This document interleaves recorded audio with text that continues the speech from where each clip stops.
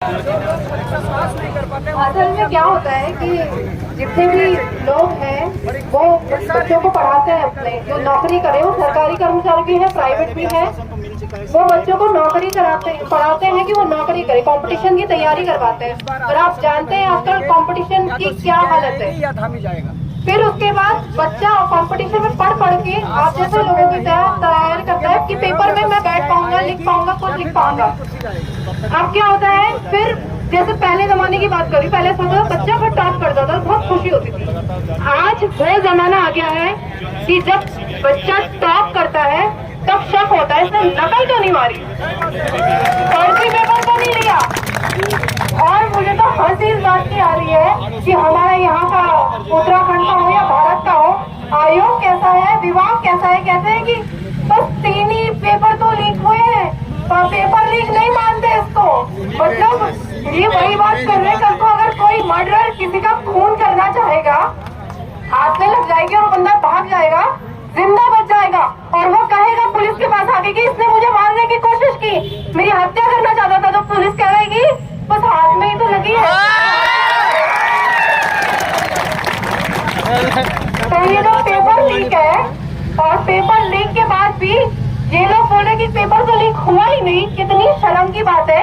अगर एक तरफ तुम कानून बनाते हो कि हम लोग अगर भारत पेपर की एग्जाम की बात करेंगे उसमें भी हमको मुकदमा दर्ज हो जाएगा, जेल हो जाएगी, तो भाई जो ये एक पेपर, मैं कह रही हूँ एक क्वेश्चन भी अगर लीक हुआ वो भी पेपर लीक है, क्योंकि उस एक क्वेश्चन के भी मार्क होते हैं, या तो मार्क देना पड़ता।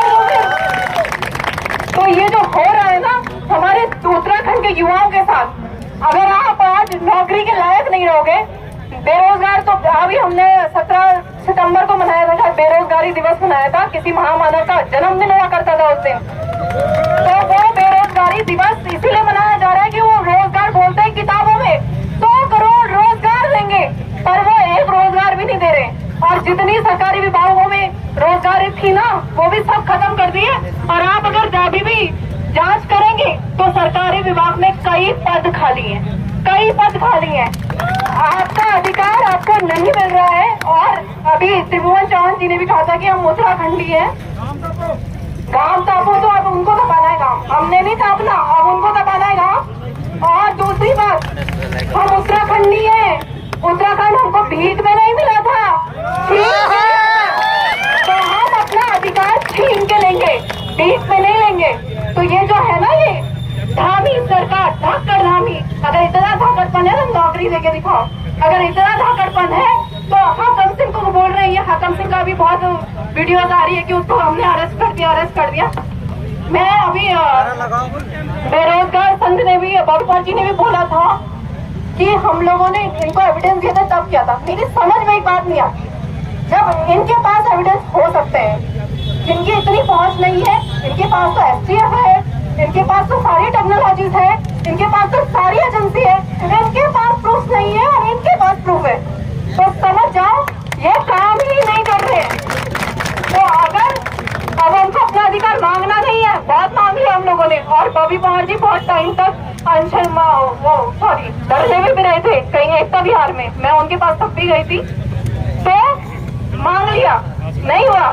अब मांगना नहीं है, अब छीनना है, क्योंकि अब इन्होंने हद पार कर दी है। हम ऐसा ही नहीं यहाँ पे बैठ के बोलते रहे कि नहीं हमें ये पेपर दो, पेपर लीक मत करो, ये एक कानून बना देंगे। इन्होंने कानून बनाया नकल विरोधी कानून, उसका मतलब है नकल होगी कानून, वो नकल विरोधी कानून नहीं है, वो नकल होगी कानून है। और हर जगह हो रहा है, बस देहरादून की बात नहीं है, हर जगह यही हो रहा है। अब कोई टॉप करता है तो मुझे उस पर हंस आती है, ये नकल से टॉप किया इससे।